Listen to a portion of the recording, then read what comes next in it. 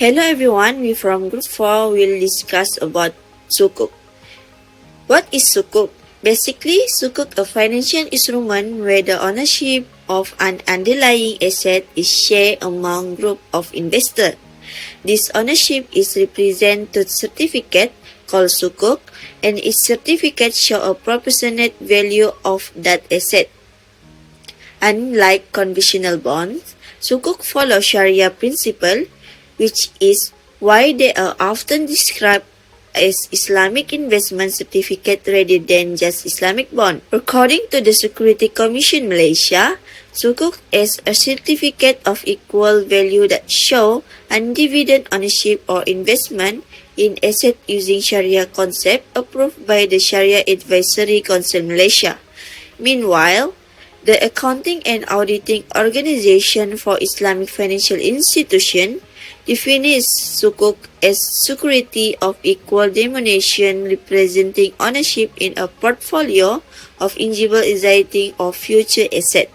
In simple terms, SUKUK allow investors to earn profit from real economic activity, not from interest, making them a Sharia-compliant and ethical investment choice. SUKUK or Islamic bonds are Sharia-compliant investment instruments that give investor ownership in underlying asset, project, or business, rather than representing debt obligation, which means that investors involved in the economic benefits and risk associated with the asset.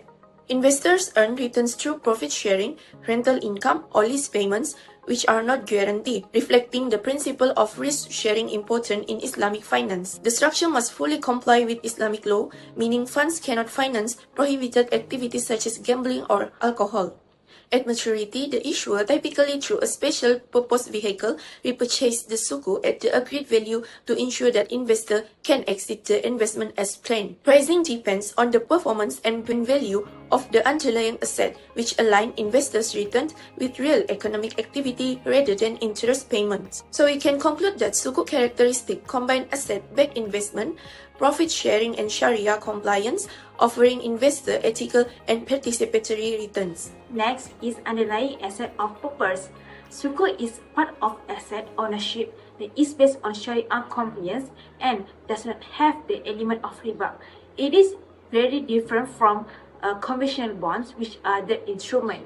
Therefore, this SUKUK provides SUKUK holder with returns from income that has been generated by basis assets such as real, rent, and real estate. Furthermore, there are several types of SUKUK assets based on the purpose of issuance. Among the commonly used SUKUK assets are physical assets, infrastructure asset, and business asset. This physical asset consists of buildings, lands, and real estate. Infrastructure assets include MRT project, highway, and airports, while business assets are factories, equipment, or business that can generate revenue. The main purpose of this SUKUK is to obtain Sharia compliance capital for an entity, especially the government and companies, to collect funds by granting ownership of investor in basic assets to generate profit and not interest. The main purpose is to facilitate corporate and government financing, contribute to the growth of the Islamic capital market, and provide investment diversified. There also have some real examples that we can find, such as the National Dafa Indra, namely SUKUK Ijara. The purpose is to finance the MRT project. The next is the National Treasury Issuer, namely SUKUK Wakala. The purpose is to aim for general investment, refinancing, and working capital. Now let's look at a sample of the SUKUK bond code. Each SUKUK code provides key information such as the profit rate, maturity date, market price, yield, credit rating, and structure type. These details help investors to evaluate the return, risk, and underlying structure of each SUKUK. In this table, we can see several examples of SUKUK issuance from different organizations, including the Government of Malaysia, Petronas, Khazanah Nasional, and the Dubai Islamic Bank. For instance, the Petronas Global SUKUK 2031 offers a 3.9% profit rate and is based on the Wakala structure. In this structure, Investors earn profits through agency-based investment. It's currently priced at 99.85 with a yield of 3.92%, and it carries a strong AA plus credit rating, reflecting Petronas' solid financial standing. The Malaysia Sovereign Sukuk (IJARA) is structured based on lease-based assets, meaning it's backed by tangible assets rather than pure debt obligations. This highlights a key feature of Sukuk, that they are tied to real economic activities, promoting risk sharing and ethical investing in line with Sharia principles. Overall, examining Sukuk quotes help investors to compare different issuances, understand their risk-return profiles, and make informed of Sharia-compliant investment decisions. Next, for basic information about risk and return comparison, there have 4 risk comparison. Number 1, credit risk.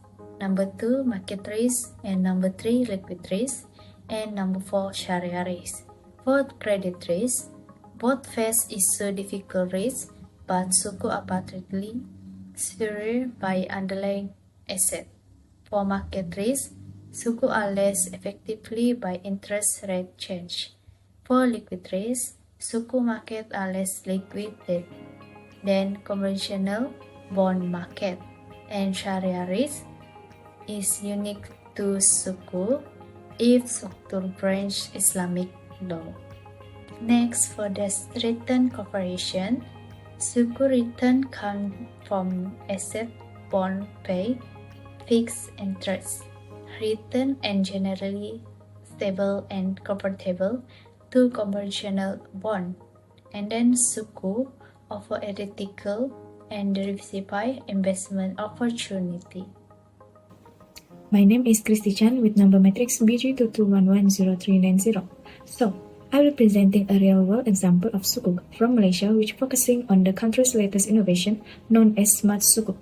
In 2023, Malaysia's Bursa Malaysia performed a proof of concept project in Labuan to assess the feasibility of blockchain-based digital bonds and Sukuk.